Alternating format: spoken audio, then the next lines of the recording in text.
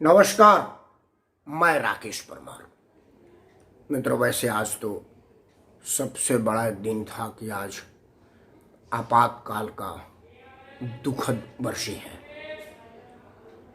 आज ही के दिन भारत के लोकतंत्र पर कुठारघात किया गया था, लोकतांत्रिक मूल्यों को कुचला गया था, लोकतांत्रिक समर्थक नेताओं को बिना किसी वजह जेल में डाल दिया गया था। मतलब आपके सारे अधिकार छीन लिए गए थे।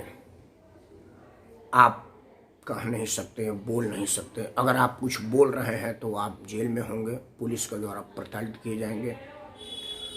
और समाचार में आप कुछ कहना चाहते हैं और अगर वो सरकार विरोधी है तो वो समाचार आपका छप नहीं सकता। हालांकि कुछ अखबारों ने पहले पेज को बिल्कुल ब्लैक करके छाप के अपना विरोध दर्ज कराया था, लेकिन वो नाकाफ़ी था, क्योंकि जब सरकार दमनकारी नीति अपना दे और दमन पे आ जाए तो उसमें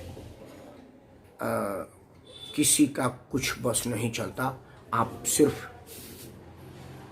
व्यवस्था पर, बेवशी पर दुखी हो सकते हैं, व्यवस्था को कोस नहीं सकते, क्योंकि अगर आप कोसेंगे तो आप जेल में जाएंगे। तो वो एक बड़ा दुखद दिन था। हम सब लोग जो लोकतंत्र समर्थक हैं, लोकतंत्र के मानने वाले हैं, लोकतंत्र पर भरोसा करने वाले लोग हैं, उन सब लोगों को आज अफसोस करना चाहिए। और हमारे वो तमाम लोग जो आज लोकतंत्र के सम्मान के लिए जेल में डाल दिए गए थे या जेल चले गए थे, या कुछ लोगों ने जेल भरो आंदोलन में भी भाग लेकर के जेल गए थे, उन तमाम लोगों को मैं राकेश परमार सादर प्रणाम करता हूँ। हृदय से उन सब लोगों का हार्दिक अभिनंदन करता हूँ। जो लोग अब इस दुनिया में नहीं है, जैसे लोकनायक जयप्रकाश नारायण जी नहीं है, श्रद्धेय चंद्रशेखर नहीं है, जॉर्ज फर्नांडिस साहब नहीं है, मधुलिमय नहीं है, मधु दंडवते नहीं है, रामकृष्ण हेगड़े नहीं है, और भी बहुत है। ये तो मतलब चंद नाम है। उन सब लोगों को ईश्वर अपने पनाह मिले, उनको मैं सत सत नमन करता हूँ। आज का विशेष दिन एक और है। आज विश्वनाथ प्रताप सिंह जी, भारत के प्रधानमंत्री, वित्त मंत्री, रक्षा मंत्री, उत्तर प्रदेश के मुख्यमंत्री और विलक्षण प्रतिभा के धनी, उस व्यक्तित्व का आज पुण्य जन्मदिन है। और वो जन्मदिन भी आज विवाद में रहा। कई लोग इस बात के लिए बड़ा दुखी थे कि जो जातीय संघर्ष हमारे समाज में उत्पन्न हुआ है उसके जिम्मेदार विश्वनाथ प्रताप सिंह थे। कुछ लोगों का कहना था कि विश्वनाथ प्रताप, अब अलग अलग लोग और अलग अलग मंशा था, लेकिन मैं तो विश्वनाथ प्रताप सिंह जी के लिए सिर्फ एक ही शब्द कहूँगा कि वो दुनिया के वाहिद ऐसे दुर्भाग्यशाली इंसान थे जिनके लिए उन्होंने किया, उनको वही समाज याद नहीं करता। मतलब दलित समाज, पिछड़ा समाज विश्वनाथ प्रताप का नाम लेना नहीं चाहता। उनके लिए वो बिल्कुल अछूत हो गए। जो लाल किला के भाषण में दाता है, नाता है, छुआछूत जैसे शब्दों का प्रयोग किया, आज उसी समुदाय के लिए वो अछूत शख्सियत हो गए। कोई भी दलित नेता, दलित चिंतक ने आज विश्वनाथ प्रताप सिंह जी के लिए वो आदर का प्रदर्शन नहीं किया जिसके विश्वनाथ प्रताप लायक थे, जिसके विश्वनाथ प्रताप योग्य थे। विश्वनाथ प्रताप जी सामाजिक न्याय के एक पुरजोर पुरोधा थे, इसमें कहीं कोई दो राय नहीं है।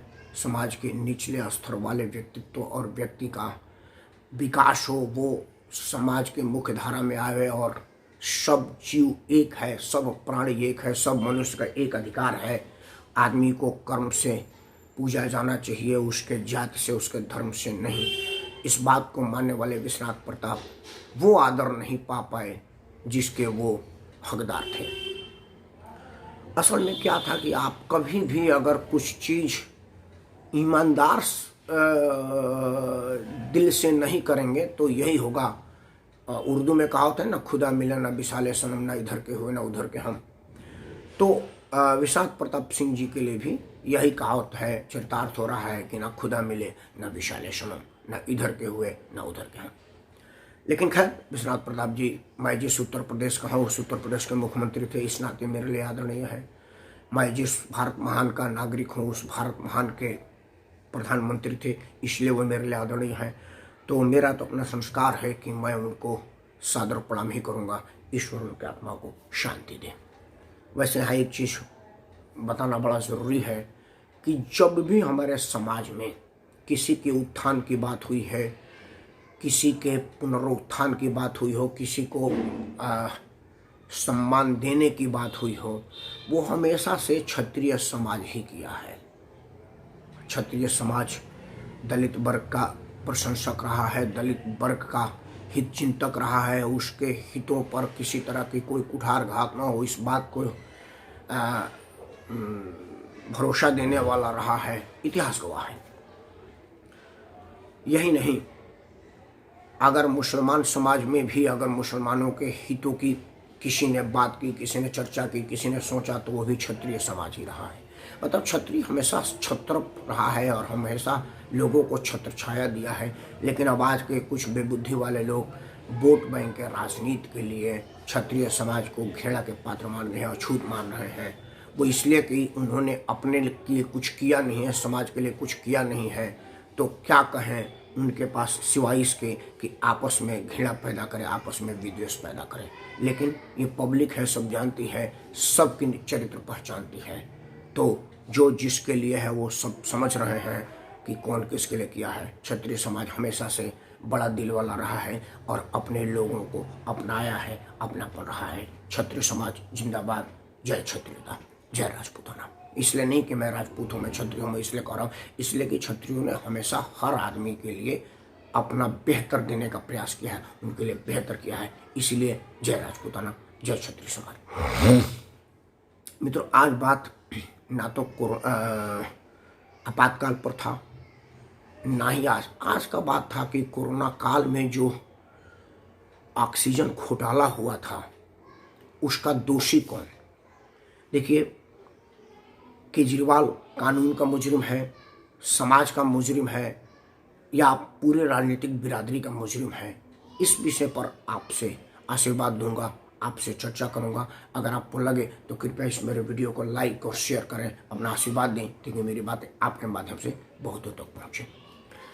देखिए, एक रिपोर्ट आई है। रिपोर्ट क्या आई है वो बाद में बात करेंगे, क्योंकि रिपोर्ट अभी अधिकृत रिपोर्ट नहीं है, ऑफिशियल डॉक्यूमेंट नहीं है, इसलिए उस विषय को बहुत ज़्यादा तुलना दे करके रिपोर्ट क्या है वो बात का बात है, रिपोर्ट में क्या है वो बात की बात है, बट क्यों रिपोर्ट है इस विषय पर आपसे बात करते हैं।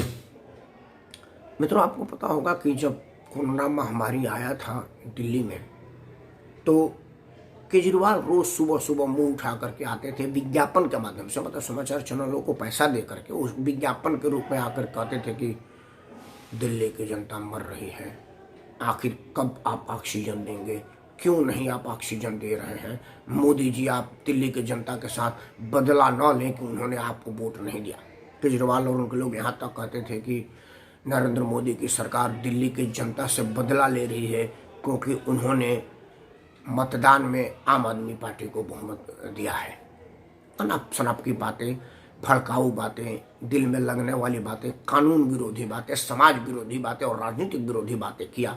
लेकिन हम सब लोग 200 यूनिट फ्री के लालच में केजरीवाल को बर्दाश्त करते रहे और केजरीवाल को सुनते रहे। मित्रों, हम लोग कोई साइंटिफिक लोग नहीं है, ना ही हमको अस्पताल व्यवस्था की जानकारी है कि वाकई ऑक्सीजन की कमी थी कि नहीं थी। लेकिन एक बात तभी संदेह में था, मैं भी छोटे मोटे समाचार चैनलों पर जहां बोलता हूं, या मैं अपने फेसबुक लाइव पर, तब का फेसबुक लाइव आप निकाल कर देख सकते हैं, वो सब यूट्यूब पर है, मेरे फेसबुक पेज पर है। मैंने तब भी कहा था कि केजरीवाल कहीं ना कहीं जरूर झूठ बोल रहे हैं। क्यों, ये क्यों लगा? जैसे ही सर्वोच्च न्यायालय ने एक ऑडिट कमेटी का गठन किया, उसी दिन केजरीवाल का ऑक्सीजन का कोटा पूरा हो गया, जबकि ऑक्सीजन की सप्लाई वही थी जो पहले से आ रही थी, महीना डेढ़ महीना से।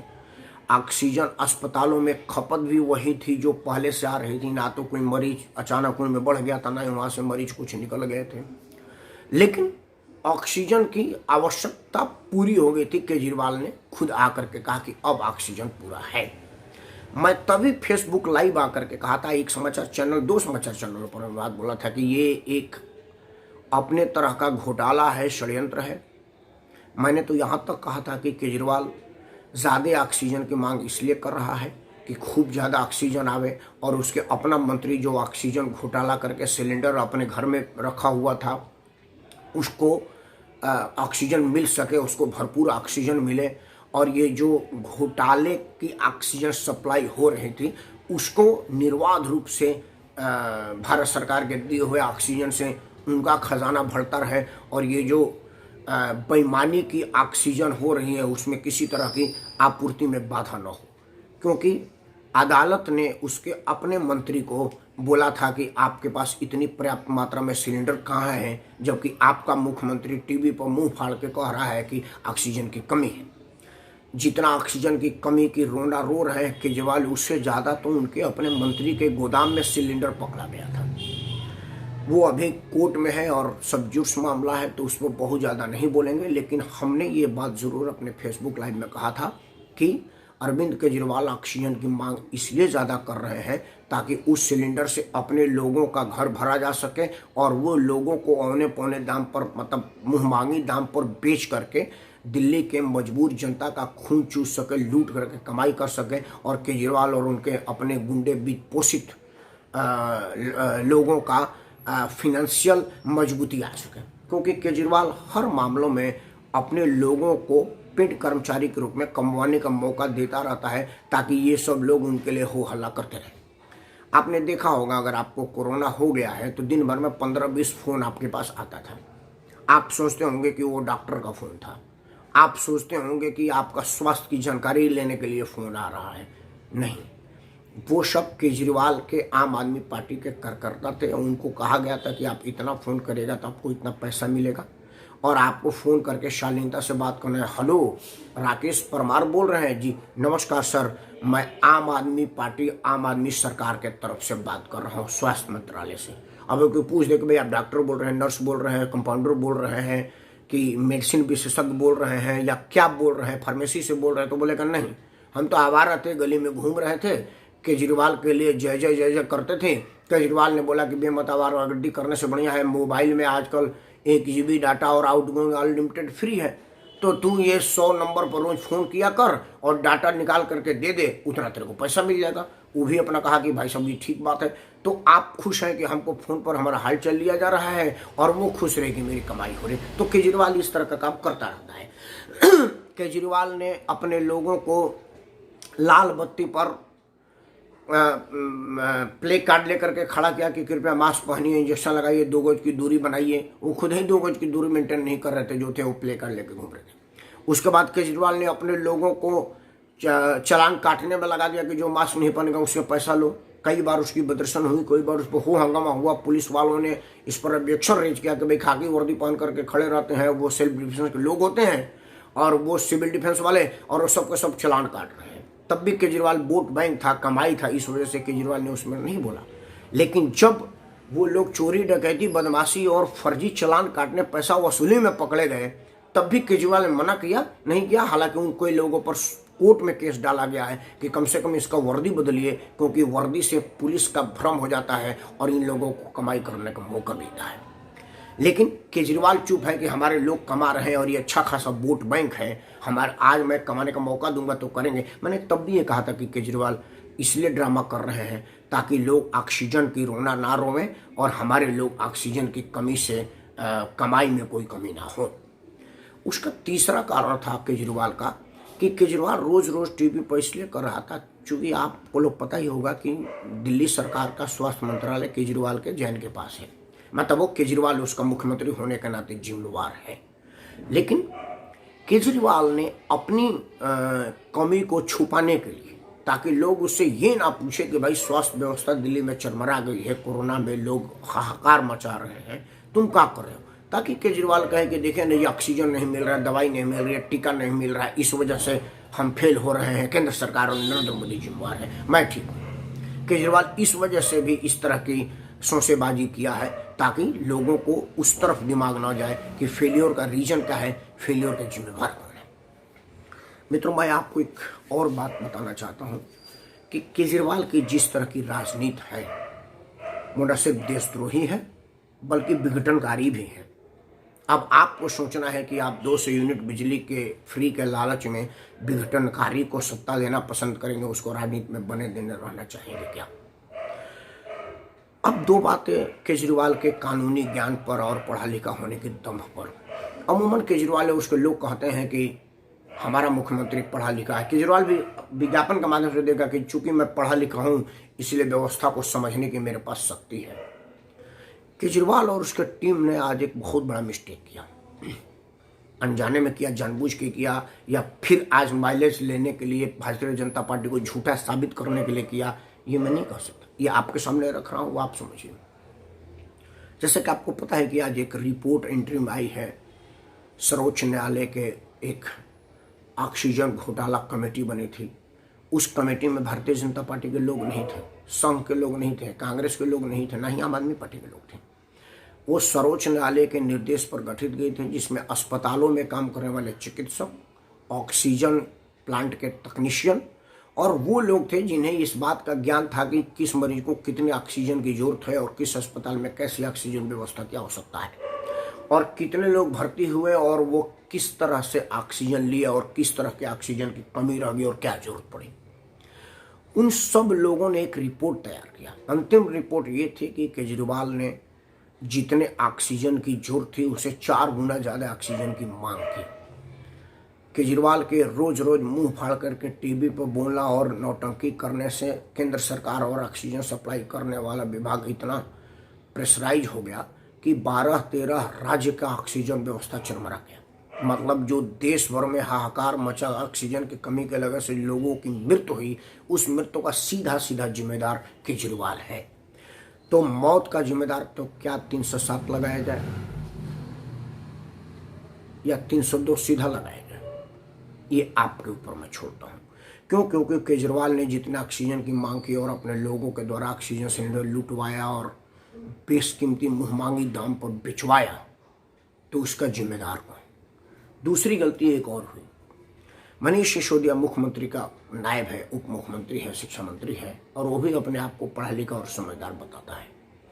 आज आम आदमी पार्टी के सभी प्रवक्ता, चाहे फेसबुक पर आए, सोशल मीडिया पर आए, ट्विटर पर आए या समाचार चैनल पर आए, सबने एक बात कहा कि मैंने रिपोर्ट के लिए भारतीय जनता पार्टी से मांग की है कि वो रिपोर्ट की कॉपी दीजिए जिसमें कमेटी के मेंबरों के हस्ताक्षर हैं।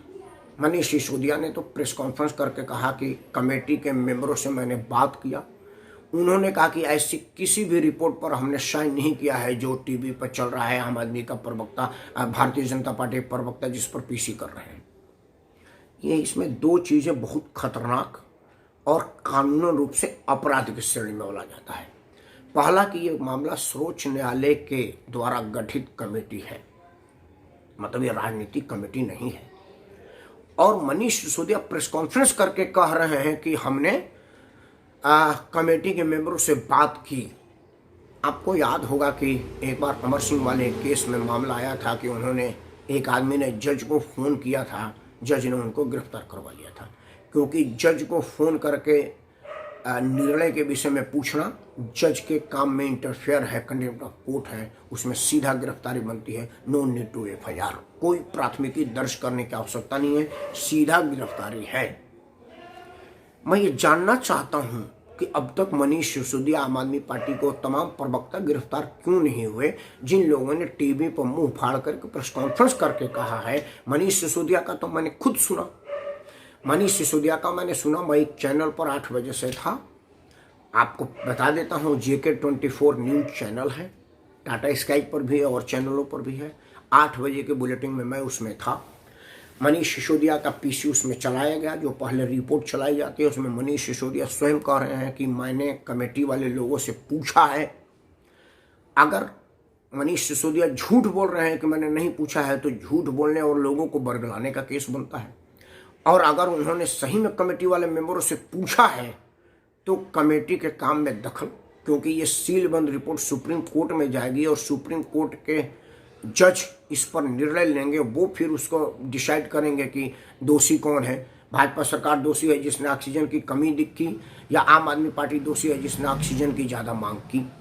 तो अभी तो ये रिपोर्ट सील बंद रिपोर्ट जाएगा। ये रिपोर्ट लीक हो जाना उन कमेटी के मेंबरों को अपराध के श्रेणी में डालता है जिन्होंने इसका रिपोर्ट लीक किया। अगर एक मनीष सिसोदिया खुद कह रहे हैं कि मैंने बात किया, तो मनीष सिसोदिया को गिरफ्तार करके पूछा जाए कि किससे बात किया, और मनीष सिसोदिया का मोबाइल तुरंत जब्त करके उनके ऑफिस के सारे लैंडलाइन और संचार के सारे व्यवस्थाओं को जब्त करके उसकी CDR निकाला जाए, कॉल डिटेल रिकॉर्ड, कि वो इस दौरान किन किन कमेटी मेंबरों से बात किया, और जिन जिन मेंबरों से बातचीत का प्रमाण मिलता है CDR में, तो उन लोगों पर भी कार्रवाई बनती है कि उन्होंने आखिर एक सरकार जिसके विरुद्ध में ये रिपोर्ट जा रही है उससे बात क्यों किया। क्योंकि रिपोर्ट गोपनीय रिपोर्ट है, इसको लीक नहीं किया जा सकता, सार्वजनिक नहीं किया जा सकता। तो ये उन पर केस बनती है। एक केस उन पर और बनता है कि मनीष सिसोदिया सवेरे से आपको फ़ोन किया और आपने अब तक पुलिस को ये सूचना नहीं दी। तो ये आप पर बनता है कि आपने मनीष सिसोदिया से बात की और उनको ये बताया कि ऐसे कोई रिपोर्ट हमने जारी ही नहीं किया, और अगर इसको रिपोर्ट है जिस पर मैंने हस्ताक्षर नहीं किया, मतलब उस रिपोर्ट के विषय में कुछ भी कहना कानूनन अपराध है। और मनीष सिसोदिया को इस बात के लिए गिरफ्तार कर दिया गया है कि वो सर्वोच्च न्यायालय के द्वारा गठित कमेटी के काम में दखलंदाजी कर रहा है। ये भी कानूनन अपराध है।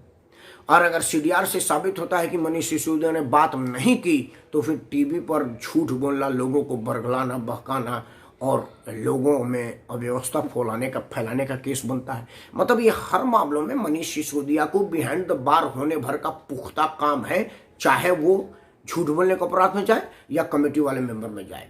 लेकिन आम आदमी पार्टी जानती है कि भारतीय जनता पार्टी गिरफ्तार नहीं करेगी। क्यों? क्योंकि ये दोनों लोगों की नूरा कुश्ती टीवी पर चलेगा। आम आदमी पार्टी कहेगी कि भाजपा झूठ बोल रही है, और भाजपा कहेगी कि आम आदमी झूठ बोल रही है, और हम सब ठगे हुए महसूस करेंगे। मित्रों, राजनीति का ये चाल चेहरा आजकल दागदार, बदनाम और बेहूदपन से ओतप्रोत हो गया है, और जितना जल्दी इसमें सुधार हो उतना ही लोकतंत्र के लिए बढ़िया रहेगा। और आज तो लोकतंत्र का पुण्यतिथि है, लोकतंत्र हनन का पुण्यतिथि है। आज के दिन लोकतांत्रिक मूल्यों को इस तरह से प्रभावित करने वाला बयान दो बड़े पार्टी, मतलब एक भारतीय जनता पार्टी और एक जो दिल्ली में पार्टी है, उनके द्वारा किया जाना, मैं नहीं समझता कि ये बर्दाश्त की योग होगा, और ऐसे लोगों को परिचय दिया जाना चाहिए। ये मैं आप पर छोड़ता हूँ कि आप डिसाइड करें कि इन सबको जानने के बाद अरविंद केजरीवाल कानून का मुजरिम है, समाज का मुजरिम है, या हमारे राजनीतिक दुर्व्यवस्था का मुजरिम है, या राजनीतिक दुर्व्यवस्था का उपज है। ये शब्द आप निर्णय लें। लेकिन एक बात ज़रूर जानिए, देश में जो लोग भी हैं, आप बहकावे की राजनीति में बहक जाएंगे तो फिर दुनिया आपको इसी तरह से शोषण करेगी। क्योंकि आपका दिमाग यहाँ तक नहीं चलता कि हमारे नेताजी हमको बहका रहे हैं, कल तक साइकिल पर चलते थे, आज फॉर्च्यूनर चमका रहे हैं, कहाँ से आया। हमारे नेताजी हमको बरगला रहे हैं, कल तक पैदा चला करते थे, आजकल हवाई जहाज में जन्मदिन मना रहे हैं, तो कहाँ से आ रहा है? क्यों? क्योंकि उन्होंने आपको अफीम पिला रखा है, अफीम चटा रखा है, और आप उसी अफीम में झूम रहे हैं। जल्दी से जल्दी नशा से बाहर आइए और अपनी हैसियत को पहचानिए, आप क्या है ये जानिए। जब तक नहीं जानिएगा, लोकतंत्र मजबूत नहीं होगा। इन्हीं शब्दों के साथ आपातकाल के तमाम लोगों के लिए श्रद्धा सुमन और श्रद्धांजलि अर्पित करते हुए मैं राकेश परमार उन सबको सादर प्रणाम करता हूं, और आपसे हाथ जोड़ कर प्रार्थना करता हूं कि कृपया अपने आप को पहचानिए, अपनी शक्ति को पहचानिए, मुफ्त के बहकावे के अफीम में ना आइए, नहीं तो ये लोग आपको इसी तरह से बेचते रहेंगे, लूटते रहेंगे, और आप लूट पीट करके कहीं का नहीं रहेंगे। अंत में यही होगा कि अब पछताए होत का जब चुनिया चुगे थे। जय हिंद, वंदे मातरम।